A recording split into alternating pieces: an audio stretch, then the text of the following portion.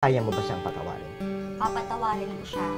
Sa akin na lang po yun. Viral ngayon ang pag-interview ni Tito Boy kay Zinab. Dahil natanong siya kung mapapatawad ba niya si Skastekli. Ang daming revelasyon ang malalaman nyo dito dahil sa pag-interview ni Boy Abunda. Welcome to Sikat Story. Nitong November 18 ay na-interview ni Tito Boy si Zinab at pinag-usapan ang kanyang ex na si Skastekli. Inaamin ni Zinab na sobrang nasaktan nga siya ni Skastekli. Ang tanong ni Tito Boy ay kung kaya ba niyan itong patawarin. Papatawarin ko siya. Sa akin na lang po yun. Ang sagot niya ay, kung papatawarin daw niya si Skastekli ay sa kanya na lang iyon. Dahil sa maraming ang beses na ito ay pinatawad na ni Zinab si Skastekli.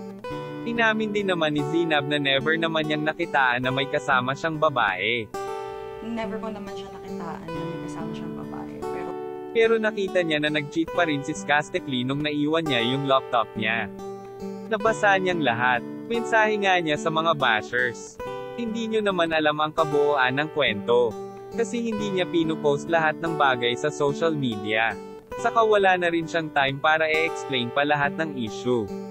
Basahin naman natin Ricky ng mga fans niya kung may bashers pa rin ba. Ang galing talaga ni Tito Boy, actually believe din ako kay Zinab. Kasi same kami ng attitude, ang pinagkaiba lang mahirap ako haha. Nakaka-inspire yung journey niya, nakaka-excite makita siyang mag-improve bilang tao. Kasi hindi naman tayo perfect. Ang galing talaga mag-interview ni Tito Boy, ito inaabangan ko palagi mag-interview kasi direct to the point siya magtanong. Fight lang Mommy Zebby. Kaya mo yan pagsubok na dumadating sa'yo, madami pa din naman nagmamahal sa'yo eh. Importante marunong ka humingi ng tawad at tumanggap ng pagkakamali. I love you Mommy Zebby. Nakaka-inspired ka sobra. Naiiyak ako sa nawawala. Ang galing talaga ni Zinab sumagot, galing sa puso. Hoy, naiiyak ako. Stay strong Zainab. Comment kayo sa reaction nyo sa ibaba. Yan lang ang ating mainit na chika. Halina't mag-like, share and subscribe.